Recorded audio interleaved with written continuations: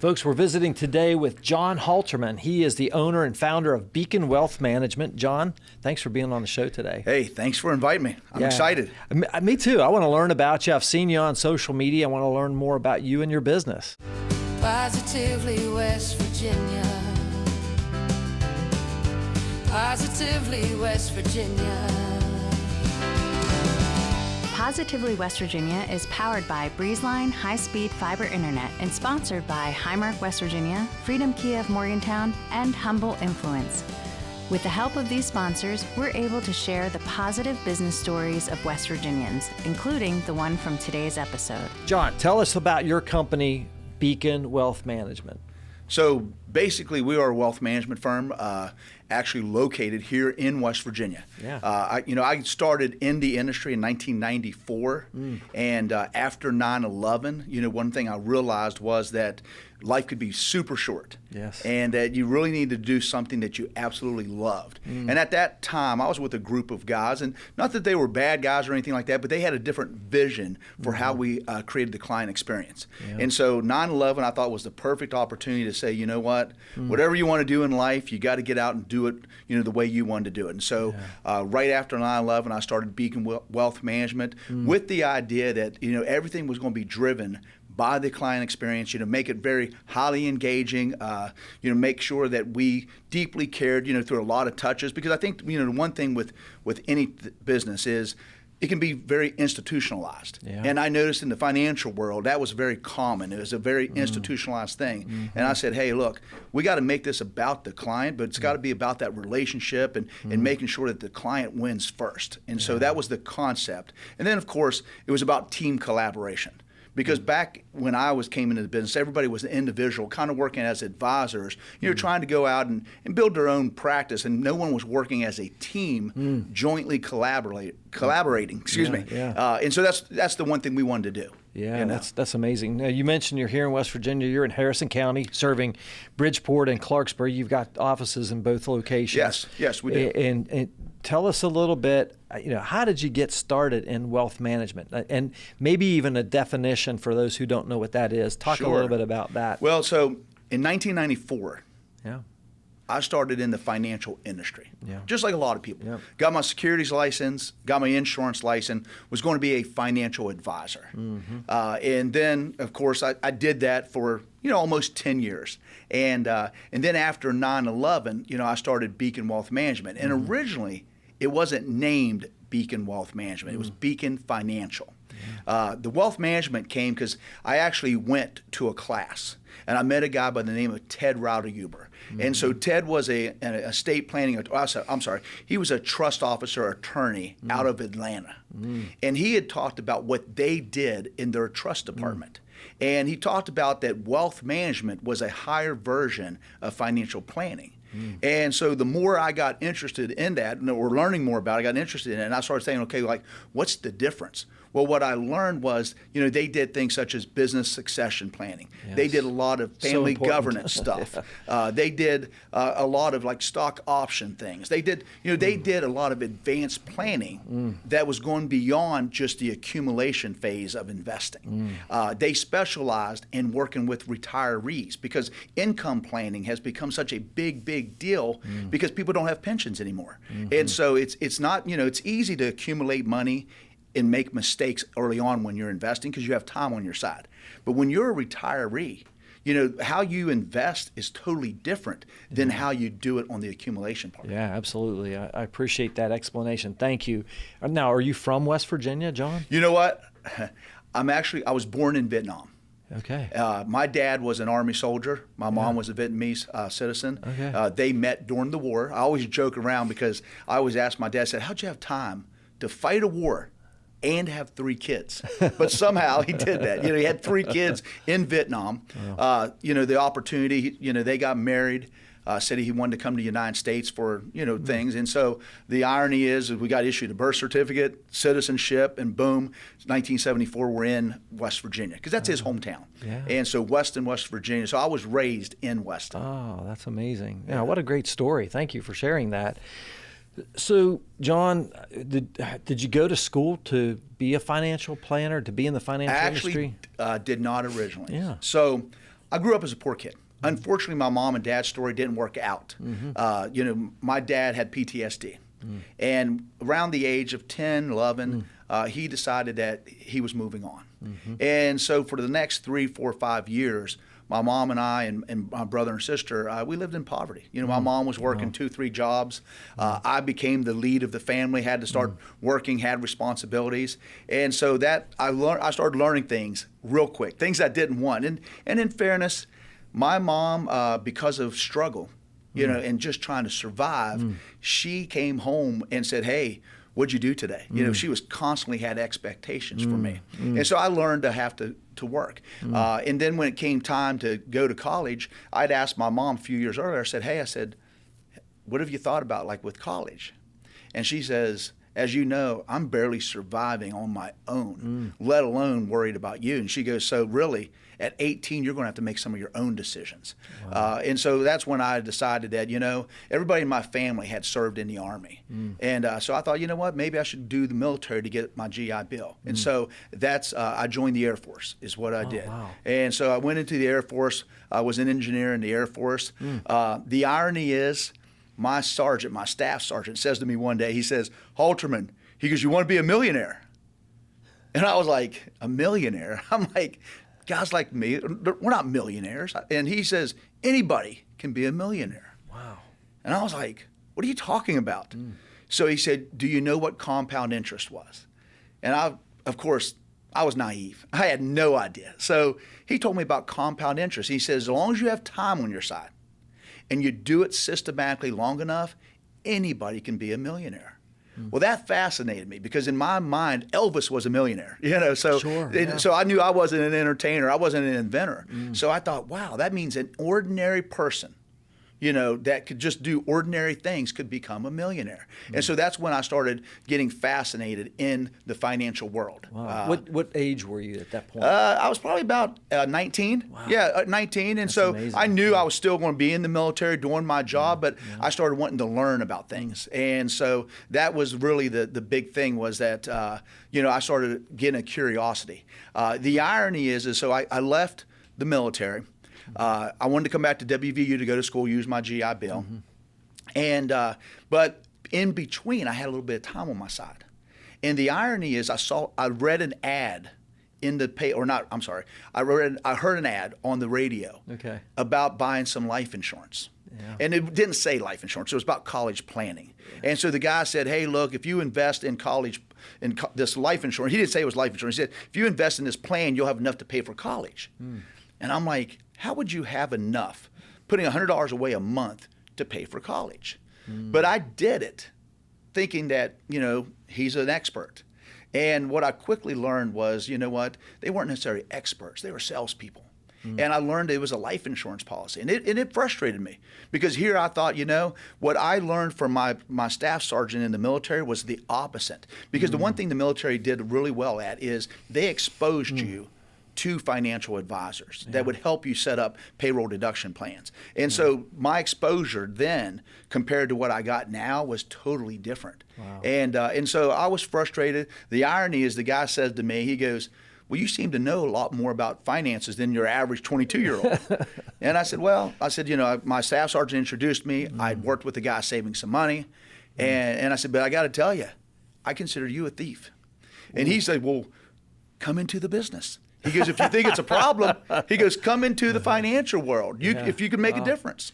And that kind of got my wheels rolling, but I wasn't ready yet, But then a couple months later, I thought, maybe I should apply for a part-time job while I was waiting. And then that's when I met Booker Walton out of Morgantown. Yeah. And so I met Booker.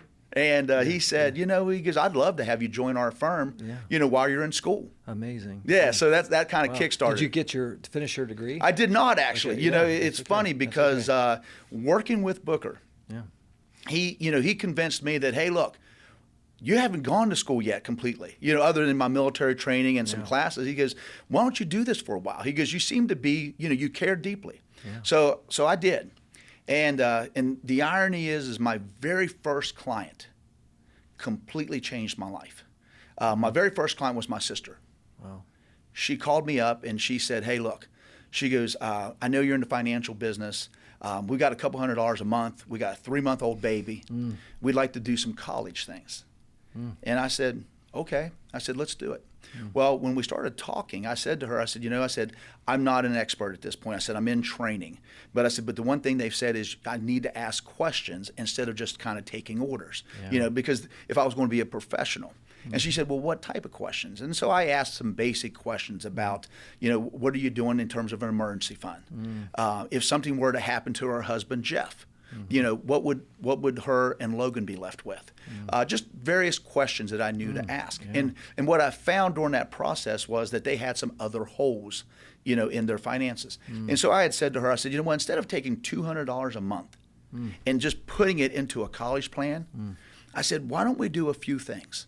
Why don't we start putting a little bit away in an emergency fund, put a little bit away, into a life insurance plan and this and that. And I said, because this way I think your needs would be covered better than just diving into this. Yeah. And I got to admit, I never once thought that anything would be needed except for the fact that one day her son would go to college. 6 months later, unfortunately, my brother-in-law got killed in an accident. Oh, my goodness. And I remember getting that call from my mom saying, hey, look, you got to come home. And I said, why? And she goes, there's been a situation happen. Well, I went home and I saw my mom and my sister crying. And my sister came up to me. She goes, you're not going to believe. She goes, Jeff got killed today, or yesterday. And I was like, what are you talking about? Because now my nephew was only 9 months old. And so the strangest feeling came in my life. The feeling of, I said to myself, not only did she lose her husband and she lost, their income, but also I was part responsible, because I played a professional role. And I started thinking, oh my gosh, did I do the right thing? And I realized right then and there the difference between being a salesperson versus a professional. Because a salesperson would have been glad to just take the order. But as a professional advisor, you got to get to know the client and figure out, what's their true needs. Because, clients come to you for a reason. Yeah. So the question that comes to mind is that did she have the life insurance in place? She did. So Luckily, she had a safety net. Yeah. So she had the safety net because, I knew that it was important. One of the questions I asked was, if something happens, what does that mean for you all? How can you survive? How much income do you need? Do you have to pay off? So we had enough powerful. There. Yeah. And so that stunned me. I mean, that truly changed your life, changed my life. Well, John, I appreciate you sharing that story. And I also want to take a moment to thank you for your military service. Well, thank you. Anytime I have a veteran on the show, I want to make sure that I pay homage to that. This is Positively West Virginia. We'll be right back. Your prescriptions are designed to keep you healthy, active, full of life. At Highmark Blue Cross Blue Shield, we're making vital medicine more affordable. Because when your prescriptions don't cost an arm and a leg, you can use those limbs for something more meaningful. Because life. Highmark Blue Cross Blue Shield, West Virginia. Folks, we're visiting once again with John Halterman. He is the owner of Beacon Wealth Management in Harrison County, West Virginia. John, I want to tell you or ask you a little bit about the specific things that you're talking about today in your business. Like, what are the things that you're known for? Is it the the business succession planning? Is it tax prep? I mean, talk a little bit. about so what we are the work. specific. We're things? really a niche boutique. Yeah. When I say a niche boutique, we primarily work with people in the second half of their life. Yes. We call them responsible savers. Yeah. We work with entrepreneurs, people who have small businesses, and we work with a lot of executives, or professionals. And so a lot of people that are doctors, lawyers, accountants, very common small business owners, but a lot of people that are getting ready to pre-retirees that, like, two of them may have worked at the FBI, or they may have worked at WVU, or they may have worked for an energy company. Yes. Because, the thing that a lot of people are facing that's so different than when I came into the business. Mm-hmm. When I came into the business, people still had pensions. Yeah. Retirement wasn't as big of a deal because, number one, people didn't live as long, and they didn't have to have an other income source. Yeah. And so what I realized early on was that I went and got a lot of training. And I got training. I got certified as a certified wealth strategist. I became a certified estate planner, an accredited investment fiduciary. And so a lot of my training became unique and specialized for people that were highly successful and also people that were in the second half of their life. Because what the unique challenges are is that when you're taking income from a portfolio, and let's say we have a 2008, well, unfortunately, that changes the game, because if the markets go down 50% and you're taking income out of it, well, you may not get the same recovery. Yeah. And so what a person taking income does versus a person accumulating money should be totally different. And because of the fact that someone that's in the accumulation phase, they have time to recover, they can make more mistakes. My clients, they're super, super dependent on this income, because this income ultimately dictates their lifestyle. Sure. And so the other thing that we do other than retirement income planning is tax planning. For people, the more taxes you pay, the less money you have to live off of. Right. And so one of the big things is that the more we can save you in taxes, the more net income that you're going to get. Sure. And so that's the core of what we do is retirement income and taxes. And I'll explain a little bit about our process. The first step in our process is what we consider to be our base camp. And in base camp, we want to get you organized. And as an example, we had a person come in just recently. They inherited all this money. They had no idea how much they had, no idea where it was at. But what we found was they had about 50 different accounts. And so the first thing we did was we got all this organized into one portal, so they could see everything they had. And this person was absolutely stunned because they had no idea, because they had all these 50 different statements. And so getting people organized so they can see a big snapshot is a big deal. Yeah. Then from there, we wanted to gain clarity on their vision. Because for most people, we call it the financial summit. Everyone's financial summit's going to be totally different. Sure. Yeah. And then the next, it's called personal finance. Yeah, that's exactly it. And then the next thing is we got to get clarity on challenges, because not everyone's aware of the things that you need to do. Yeah. And so if we agree at that point that, hey, look, this makes sense. Now they get to see a snapshot. Now we know where we're going. The next step is putting together a focus on them, and usually them and their spouse. And what I say about that, that goes into the retirement income strategy and their taxes. Then from there, what we do in our next step, we call it the outlook session, is now we're going to elaborate on their family. Because, we know that, hey, they're taking care of themselves. We've elevated their lifestyle. We've reduced their taxes. But what happens if one of you're gone? Yeah. What happens for your children? Because like myself, I have 3 children, and my children are young. And what I always ask people is, once you're gone, okay, what do you want to happen for your children? Do you want them just to get the money straight out and just spend it? Do you want to get it on a graduated basis where they get it over a period of time? Or would you like to create a perpetual income for them for the rest of their life? Because depending on how you do that is really going to depend on how you set up your estate. And do you have any gifting things you're concerned about? Sure. And what happens if you become incapacitated? What happens if you become or end up in a nursing home? And so that's the next step of our process. And then the last step of our process, which is not applicable to everybody, but if you own a business, you got a whole new set of works. A whole other level. Yeah, man, that's a whole other level. Because what most people don't realize is most businesses don't end successfully. They end in disaster. 76% of all businesses actually end in disaster. And when I say this, it's either at death, a disability, something that, or a financial disaster. It doesn't, so I see people all the time that are highly successful, and they think, oh, you know what, when I get out here at the end, I'm just going to sell my business. I'm going to sell my equipment. And what they find is what they think may be worth $5, $10, $20 million, nobody wants to buy it. Yeah. Because no one's going to buy 20-year-old construction equipment. No one's going to buy things that they made money with and made great income. Yeah. But people aren't going to give you that value. That's right. And so you got to have a succession plan. If you're a executive, a lot of times you get extra bonuses. Well, you got to figure out, how do these executive benefits turn into income? Yeah. If you own real estate property and you're trying to get out of it, and now you got to say, okay, well, how do I? Because when you're younger, you don't mind the maintenance of real estate. But then when you get older, you're thinking, wait a minute, I own 30 properties.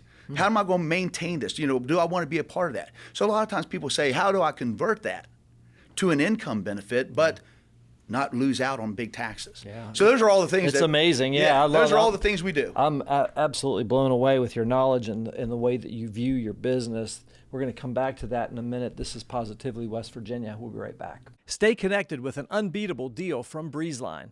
Voted best in Mountaineer Country for their reliable, high-speed fiber internet for a low cost, Breezeline is the best gig in town.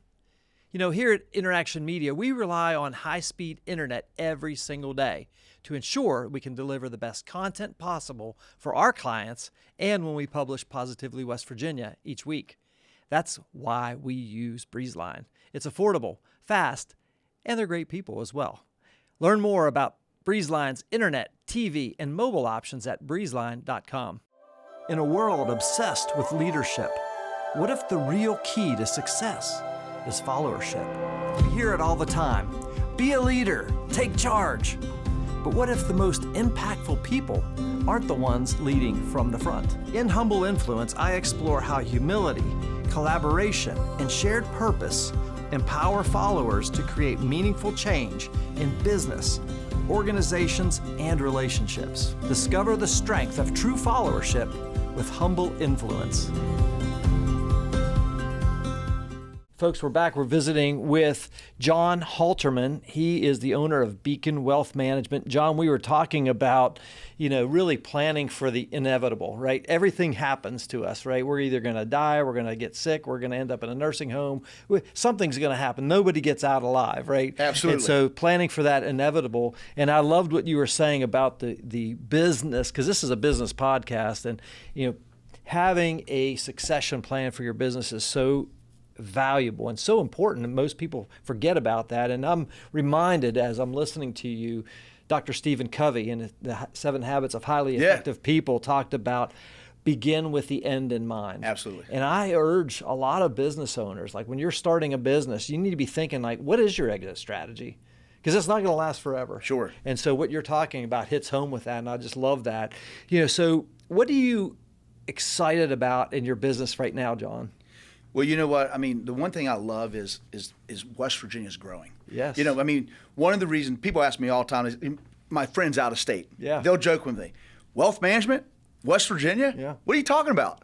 Because, when you think of wealth management, a lot of times people think of private wealth. Private wealth is $50 million and above. And so a lot of people say, how many people in West Virginia have that kind of wealth?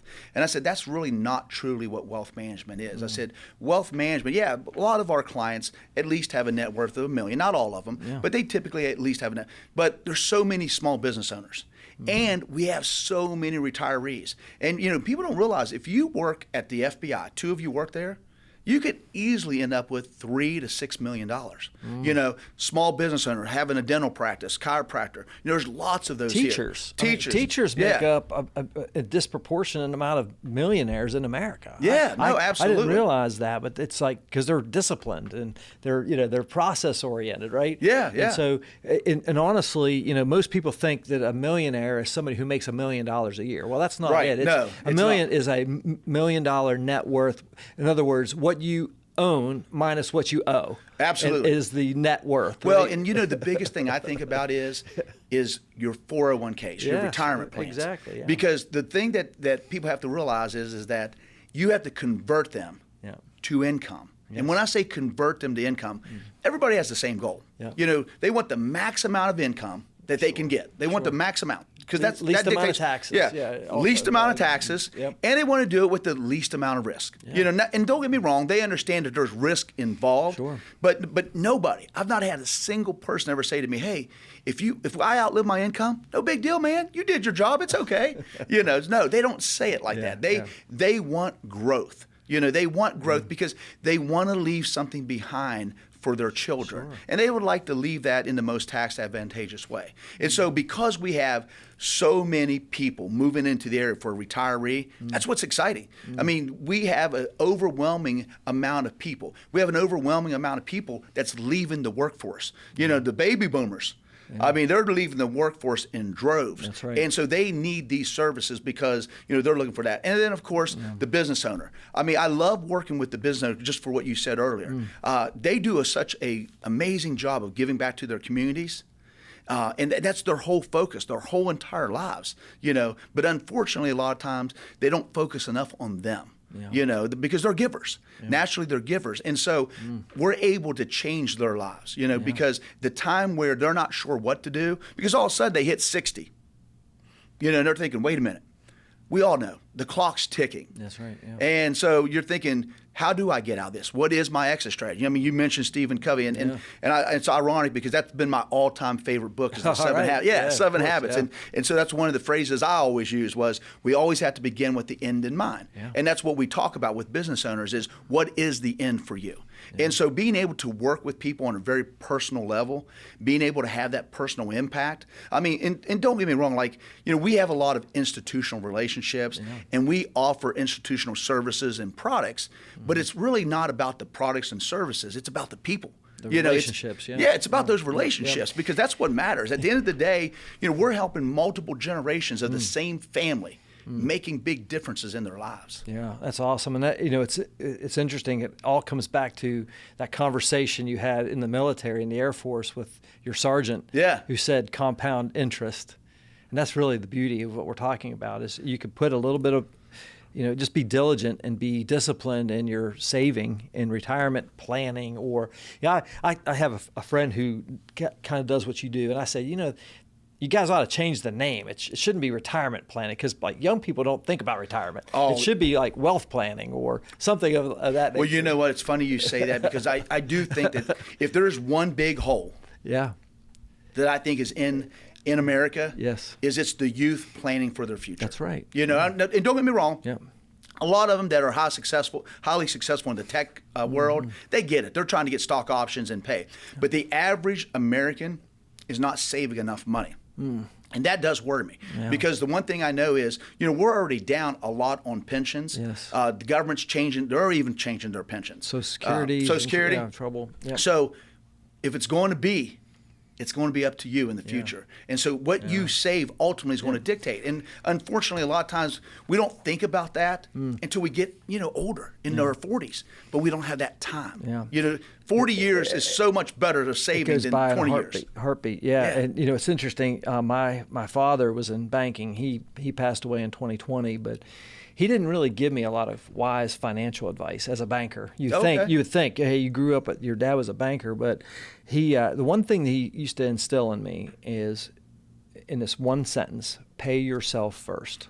Yes. And that's what he meant. I get that, because when I was in the military, because I spent most of my time in Okinawa, they didn't have real commercials. We only had our own network, and so they were all geared towards self-help. And that was the most common commercial. And I said to my staff sergeant, I said, is that what that commercial means? He says, yes, pay yourself first. And you're exactly right. Yeah. That's very cool. So I want to talk a little bit about how you attract new customers. You and I connected over social media, and I love what you're doing. You're out doing these tranquility moments, I think you call them, and you're out in West Virginia, nature and stuff like that. How do you bring clients in, and what is your social media strategy? Okay, so the first thing is everything we do is very education based. Sure. And so we do a lot of public educational events. We do educational events for corporations.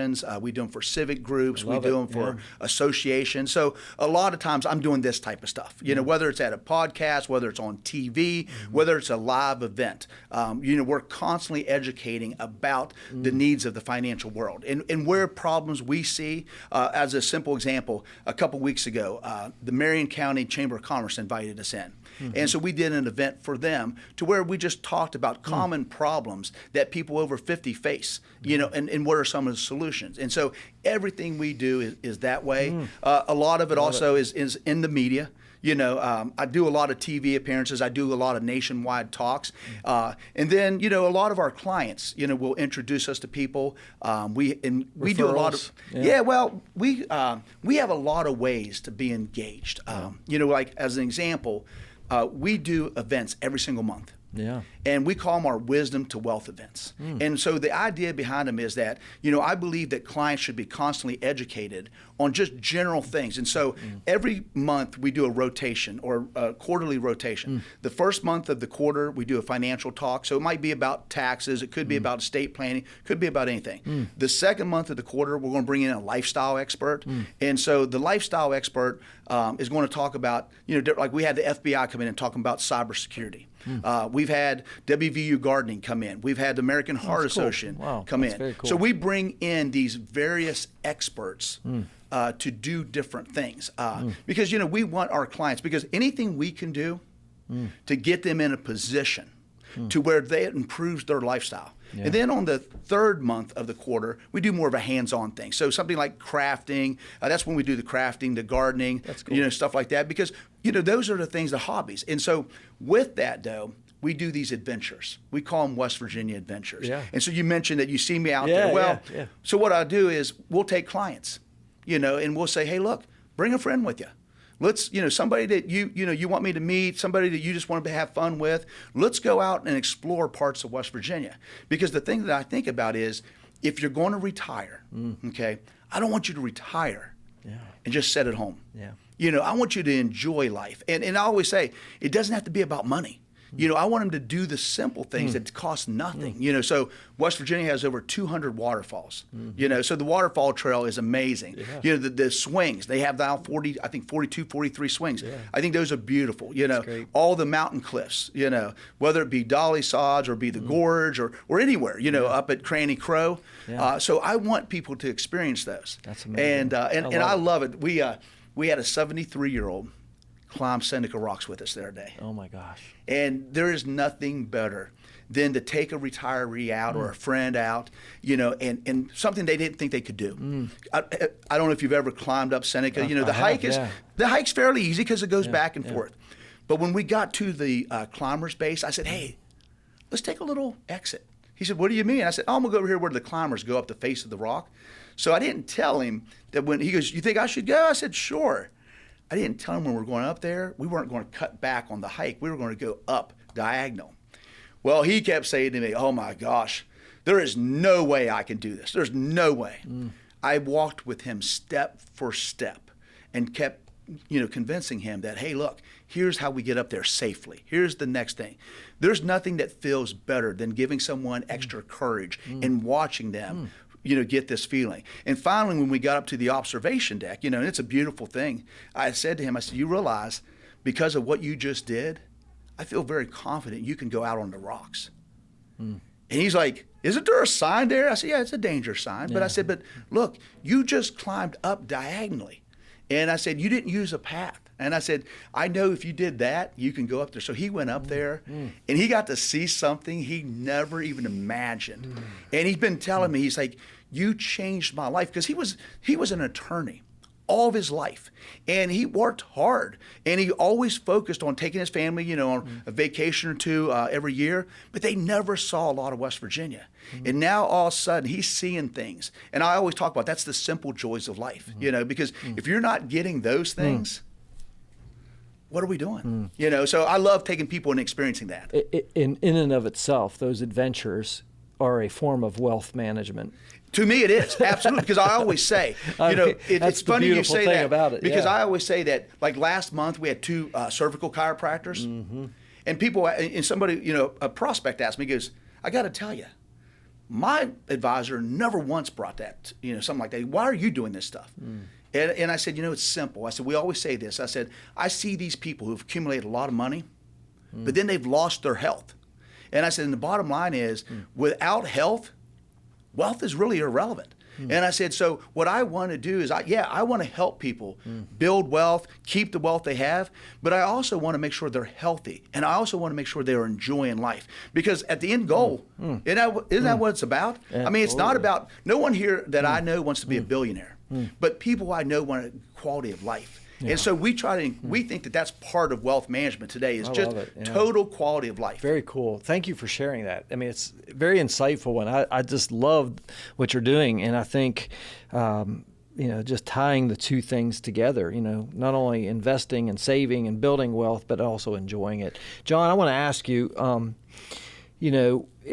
for somebody who's thinking out there, maybe hearing something that you're speaking into their wisdom, into their heart, about investing. What's the most important thing? Maybe it's not the most important. What's one thing that somebody should know about building their future and investing their hard-earned money? Well, I think the very first thing they have to do is what you said, is they got to begin with the end in mind. I mean, I think that is the most, because, I talk about this financial summit, and everybody's financial summit is different. Some people say, hey, look, I just want to enjoy my own lifestyle. I want to go and I want to get a boat. I want to get a lake house. I want to have weekends to that. Another person says, yeah, that's great, but I also want to do things for my kids. I want to set back, a trust, aside. I want to give to them so my grandchildren are taken care of. And other people have different things. So everybody's going to be unique. And so beginning with the end in mind, I think, is the most important thing, because then you can build all your strategies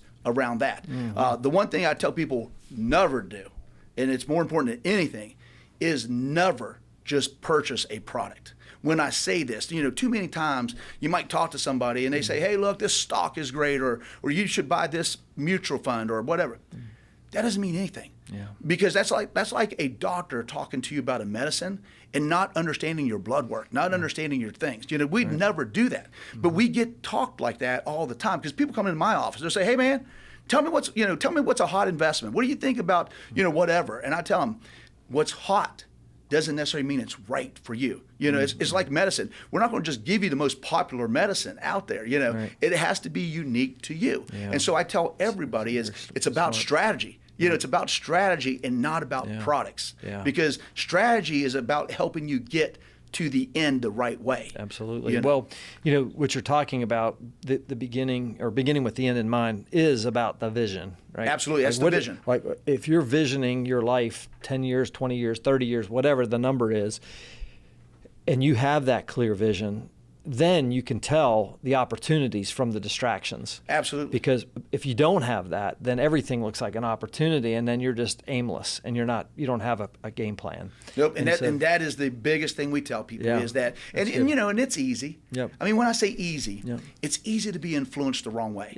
Everything's about sound bites. You've got to be your own advocate, just like in medicine. You have to be your own patient advocate. You have to advocate for yourself. And same thing with investing, retirement planning, wealth management. You have to be a student and understand what you're putting your money into. Don't just do it. Sure. You got to understand it. And that's where somebody like you with a heart of a teacher, you say you want to educate people. That's why you're a valuable asset to your clients, right? Yeah. No, absolutely. I mean, that's our focus, is being able to educate them, to get them to whatever vision they have for their own future. So you've been in business for yourself for decades now. Yeah, 30 years. John 30 Halterman, years. 30 years. It's amazing. What would be a piece of advice you would give to somebody thinking about starting their own business here in West Virginia? Wow. You know what? I think whether you're an individual or whether you're a business owner, it doesn't change. You gotta be able to have a game plan. You gotta have a strategy. I see too many businesses, and we see them all the time. There's a person who's a good chef. And they're thinking, oh man, what? I make a great steak, I do this and that, but they have no business plan. Right. And I always tell people, just because you're good at what you do doesn't mean you're going to have a successful business. I mean, because people think that, passion and skill is all it takes, but at the end of the day, you've got to either acquire the business skills or partner up with a business manager. And I know a lot of times we think, is that really necessary in the beginning? Well, it may not be right in the beginning, but as you start to scale and you start to grow, you've got to understand it from a business aspect. Absolutely. You've got to know your numbers every week. It's a whole other game. And that's why typically when I have somebody that says, hey, Jim, I'm thinking about starting a business, I refer them to Michael Gerber's The E-Myth. Yeah, Read absolutely. the book, The E-Myth, because that basically outlines exactly what you just said, because there's a big difference between, cooking a great steak and owning a restaurant. Absolutely. I mean, a massive difference. Well, and I think that's and it always blows me away when I talk to a small business owner and I'll say, tell me about your KPIs. And they go, what's a KPI? And, or even worse, when you say, how often do you look at your P&L and they say, "What's that?" Yeah, absolutely. So, It happens. So I I always mean, think of whether it's P&L, Yeah. the KPIs, or your process. Yes. Because I'll say, hey, tell me the process. What are you going to do, to make money? And they'll go, man, I make a great steak. I said, no, I get that. But I said, but how many steaks do you have to sell?